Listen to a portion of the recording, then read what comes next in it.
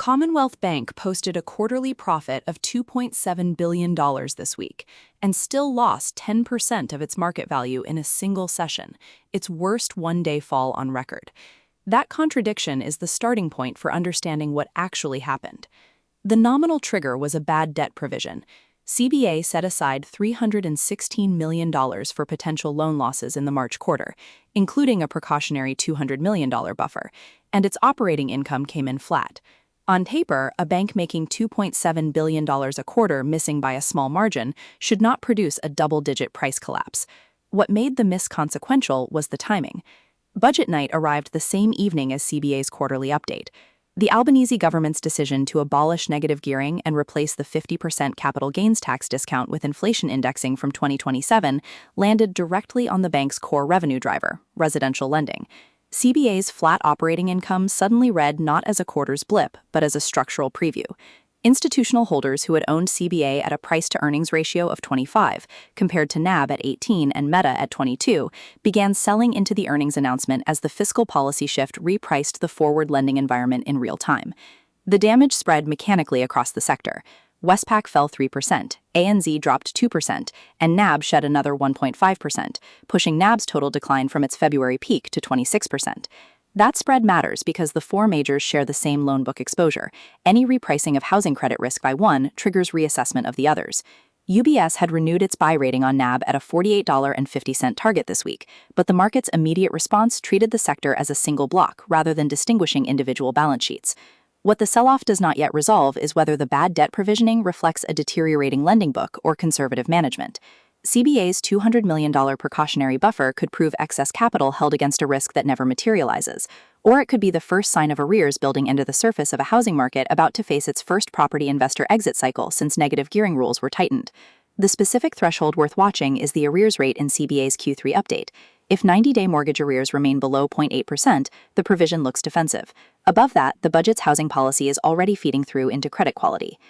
The same session that erased billions from the banks delivered a 33% single-day gain to Megaport, and the mechanism behind that divergence reveals where institutional capital is rotating inside the ASX. Megaport announced 3 U.S. AI infrastructure contracts worth a combined $182.9 million, generating annualized recurring revenue of $65.2 million once deployed. The contracts flow through Latitude.sh, the compute-as-a-service platform Megaport acquired in June 2025, which had been treated by the market as an unproven strategic bet since the acquisition. Thursday's announcement validated the thesis. 2 U.S. AI-focused technology companies committed to 36-month and 24-month fixed terms, one of them an existing Megaport customer upselling at scale. The fixed-term committed revenue structure, rather than usage-dependent billing, was the specific detail that shifted institutional positioning. It converts an infrastructure CapEx story into a recurring revenue story, and recurring revenue attracts a materially different valuation multiple. Megaport had spent most of 2026 in negative territory year-to-date. The contract announcement pushed it into positive ground for the year at 1.5% up in a single session. The price action interpreted from volume data shows retail holders who had been underwater exiting into institutional accumulation. The sort of sentiment inflection where price momentum reverses the direction of flows rather than chasing an existing trend. The tension the Megaport story leaves unresolved is a capital allocation question. To fulfill the contracts, Megaport will spend approximately $101 million on NVIDIA GPU clusters and associated hardware, funded through existing cash and a newly upsized $150 million debt facility. The company retains ownership of that infrastructure at contract end, which extends the return profile beyond the initial terms, but it also means the earnings impact depends on redeployment assumptions that are not yet priced. If Megaport can recontract that GPU capacity after the initial terms at comparable utilization rates, the deal economics improve substantially beyond what the current ARR figure implies. If redeployment rates disappoint, the $101 million capex commitment converts from an asset into a liability on the balance sheet. The CBA sell-off and the Megaport surge share a common underlying force that neither story names directly. The Iran conflict is reshaping which Australian assets attract capital and which face structural headwinds. Oil disruption from the Iran war has accelerated EV adoption in a way the market had not modeled. Global EV sales jumped 6% year-on-year to 1.6 million units in April, following a record 1.75 million in March, according to benchmark mineral intelligence data. The mechanism is substitution under price pressure. Sustained high petrol costs are converting marginal buyers who had been hesitating into immediate purchasers of battery electric and plug-in hybrid vehicles. That demand signal has sent lithium prices to a near 3-year high, approaching US $3,000 per ton, a direct transmission from a geopolitical event into a commodity price that ASX-listed producers had been waiting for. At the same time, the Iran conflict is driving the copper rally that pushed Rio Tinto to an all-time high of $192.30 intraday on Thursday. Sulfuric acid supply disruptions linked to the conflict are tightening copper processing capacity globally, while AI data center build-out and electrification demand compound the shortfall from the demand side.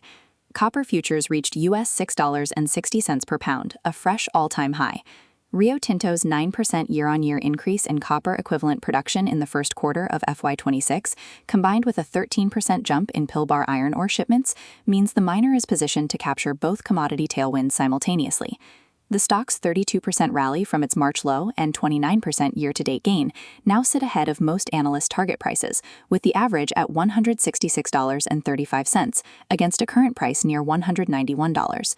The leaning here favors the material side of the ASX over the banks as long as the Iran conflict sustains oil price pressure above levels that make EV economics compelling for marginal buyers. The specific threshold to monitor is lithium carbonate at US $3,000 per ton. A sustained breach of that level would likely trigger ASX lithium producers to revisit capital expenditure decisions on halted projects, extending the rally's duration beyond a short covering move. Below that threshold, the rally remains conditional on demand data that could reverse. For Rio Tinto, the verification point is copper at or above US $6.50 per pound in the week ahead. A hold above that level confirms the supply-side disruption is structural rather than temporary sentiment. The risk that challenges this leaning is a ceasefire or de-escalation in the Strait of Hormuz. If oil flows normalize, the urgency driving EV adoption softens, lithium's near-term demand signal weakens, and capital that rotated from financials into materials faces its own reversal test. Every day after the close, we publish a market wrap and key issue analysis. Subscribe to the channel.